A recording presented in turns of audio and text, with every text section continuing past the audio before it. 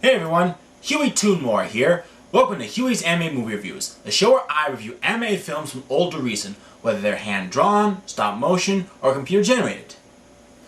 Well, it's no surprise that Disney has made some great anime movies in the past. Films like Snow White, Pinocchio, Cinderella, and Peter Pan really showed how creative and fantastic their animation can be. However, since his tragic death in 1966, people weren't sure if his legacy would continue. Thankfully, with classic films like The Jungle Book, Aristocats, and Robin Hood, the Disney studio continued to entertain audiences all over the world. The longtime animators for the studio felt that any future film they'd make without Walt's involvement would never match up with the films of their classic golden era. But it didn't mean they wouldn't try. And so their next film would be praised by animators Frank Thomas and Ollie Johnston as their best work since Walt passed away. Released on June 22nd, 1977, the movie is The Rescuers. We open up on a dilapidated riverboat deep in the swamps of Devil's Bayou, somewhere in the southern United States. On board, a little girl named Penny sneaks out of a room and drops a message in a bottle into the water. We then see the opening credits roll with still drawings of the bottle's voyage set to the song The Journey, performed by Shelby Flint.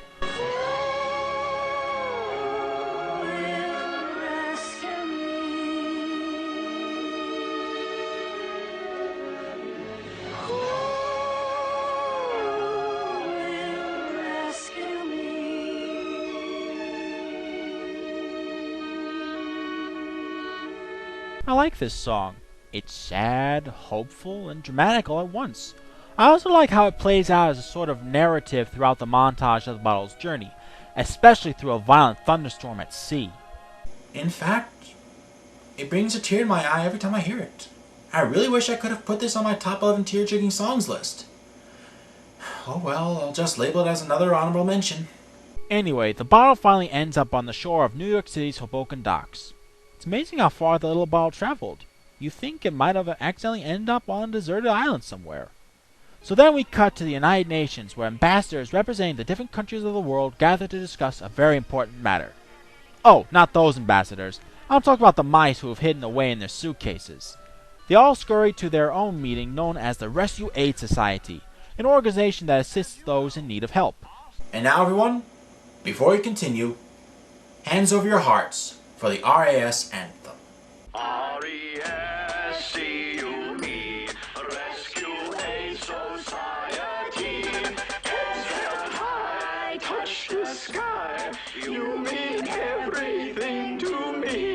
In a fix, in a bind. During the anthem, we're then introduced to our two main characters, Bernard, the janitor, voiced by Bob Newhart, and Miss Bianca, the Hungarian representative, voiced by Eva Gabor. R-E-S-C-U-E, Rescue Aid Society. Heads held high, touch the sky. Our hearts we pledge to thee.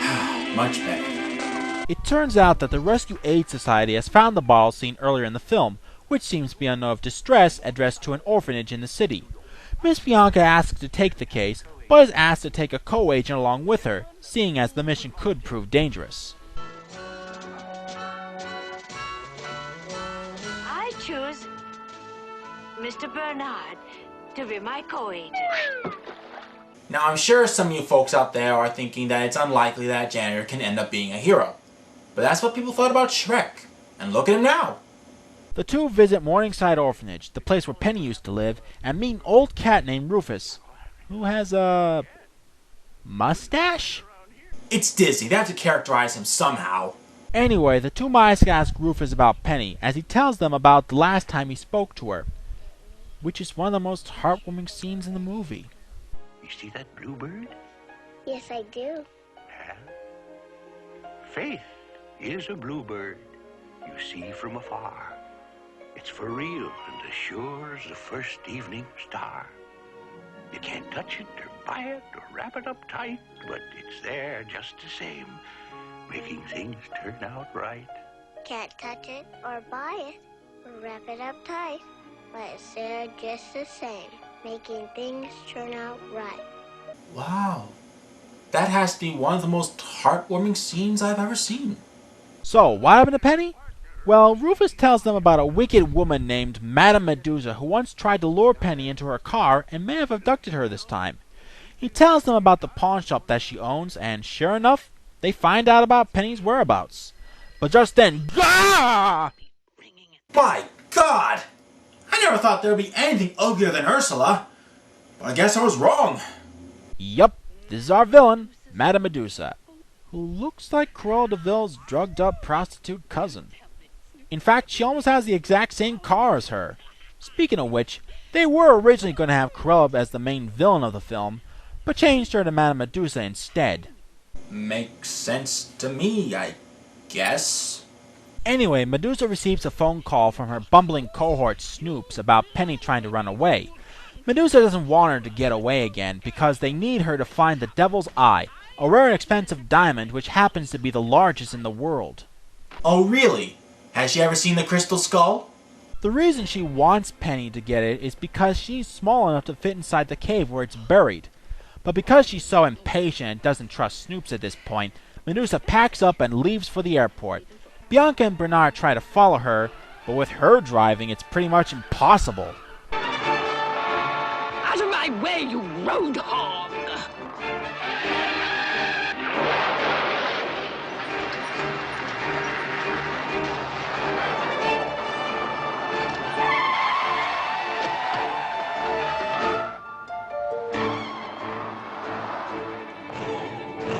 And I thought Cruella's driving was scary. Anyway, Bianca and Bernard set off to the airport to fly down to Devil's Bayou. But not on a regular airplane, but by Albatross. Hence our first supporting character, Orville, voiced by the late Jim Jordan. Little fun fact, originally Orville was supposed to be a pigeon, but after watching the True Life Adventures episode about albatrosses and their clumsy takeoffs and landings, Frank Thomas made him that species of bird instead. Another fact that this is also Jim Jordan's last film role before his retirement from acting. So Orville takes flight, much to the shock of Bernard, as they fly through New York set to the song Tomorrow is Another Day. And yes, before we go any further, I want you all to know that I know of the infamous naked woman photo in one of the windows during this scene. It was removed from later re-releases. Enough said. Let's continue. Meanwhile, back in Devil's Bayou, we see that Penny is running away from her captors. But unfortunately, Medusa sends her two pet alligators, Nero and Brutus, to bring her back, while Snoops lights up fireworks to shed some light on the search. This, however, interrupts the flight of our main heroes as they are not far away from the ruckus. Your crew thanks you for flying Albatross here. What?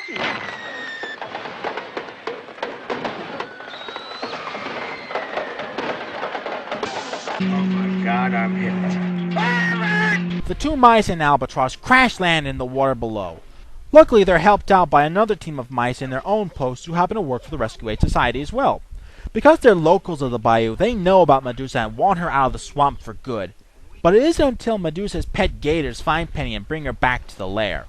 Unfortunately, Orville doesn't stay for too much longer and decides to head back to New York on his own. But that doesn't go too well. Great balls of fire!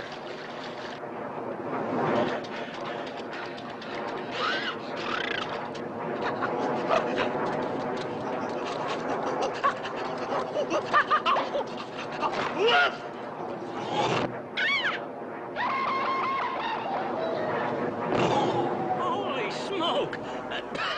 Why don't you watch where you're going? Jeez, even on a swampmobile she's a bad driver. The swamp folk then lend Bernard and Bianca their dragonfly Evinrude, who acts like a motor for a leaf boat so they can catch up to Penny. Evinrude, get it? Like the motor company? Evinrude Motor Company, get it? Huh? Screw it. After Penny is sent to her room, Medusa comes back to show us how much of a villain she can be. You don't have a way with children. You must gain their confidence, make them like you. Yeah? How do you do that? You force them to like you, idiot! At the next low tide, I am going to put her down there, myself, and keep her there until she finds it. And it is as simple as that. Oh, it's as simple as that, is it? A nasty plan from a nasty lady. All part of the Disney villain history. But thanks to Miss Bianca's perfume, the mice attract the attention of Medusa's Gators, who chase them into an organ.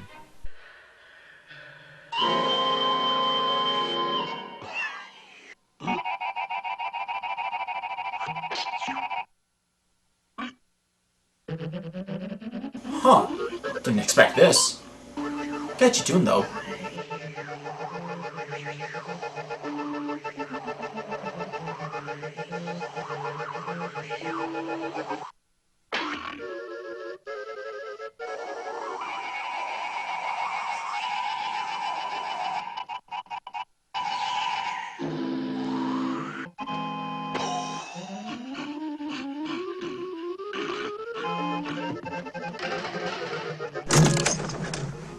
You are all weirdos. Ugh. Stop that infernal racket! I mean now! No! Snoops! Snoops, a mouse! Oh, kill it! Kill it! Snoops, kill him! Oh.